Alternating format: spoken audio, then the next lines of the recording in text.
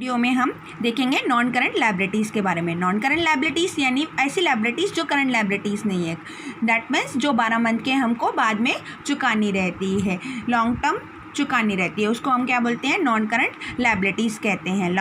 इसके अंदर 4 तरह की लायबिलिटीज़ आ जाती है। Long term borrowings, deferred tax liabilities, other long term liabilities, long term provisions. पहले हम सबसे पहले ये देखेंगे long term borrowings. Long term borrowings के एग्जाम्पल्स यानी कि हमने किसी से बैंक से हमने कर्जा लेके रखा है पर वो लॉन्ग टर्म में चुकाना है, मतलब 12 मंथ के बाद में चुकाना है। मैंने 5 साल के लिए लोन लेकर रखा है तो वो मैं किसके अंदर डाल दूंगी, लॉन्ग टर्म बोरोइंग्स के अंदर डाल दूंगी। उसके और भी एग्जांपल्स, कंपनी डिबेंचर इशू करती है, मतलब पब्लिक को डिबेंचर्स इशू करने का मतलब ये होता है कि पब्लिक से वो कर्जा लेती है पर उसके बिहाफ में उनको क्या इशू कर देती है, डिबेंचर्स इशू कर देती है। सेम थिंग्स बॉन्ड भी एक तरह के कर्जा ही रहता है। टर्म लोन, पब्लिक डिपॉजिट्स, ये सारे क्या होते हैं, आपके लॉन्ग टर्म बोरोइंग्स के अंदर आ जाते हैं। Deferred tax liabilities. Deferred tax liability का मतलब ये होता है टैक्स पर कौन सा टैक्स, इनकम टैक्स। जो जितनी भी हमारे ऊपर हमें इनकम होगी इस साल के अंदर, उसके ऊपर हमको क्या पेमेंट करना रहता है, इनकम टैक्स पेमेंट करना रहता है। उसका एक हम क्या करते हैं, एक्सपेक्टेड अमाउंट रख लेते हैं। फॉर एग्जांपल मैंने सोच लिया कि मुझे 20,000 as a income tax payment करना रहेगा, पर मेरी इनकम ज़्यादा हो गई मतलब मुझे क्या करना पड़ेगा, टैक्स ज़्यादा चुकाना पड़ेगा। अब टैक्स कितना, इनकम टैक्स कितना चुकाना पड़ रहा है मुझे, मान लीजिए 35,000 चुकाना पड़ रहा है, पर मैंने एक्सपेक्टेड कितना रखा था अमाउंट, उसके लिए 20,000 अलग करके रखा था।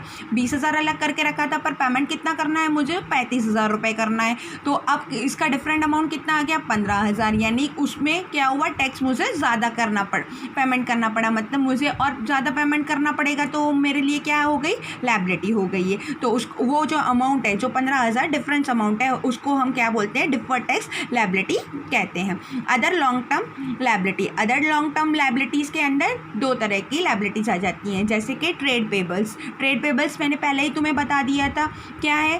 ट्रेड पेबल्स तुम पहले ही 11th में करके आए हो। कौन सा, क्या किया था उसमें, sundry creditors and bills payable.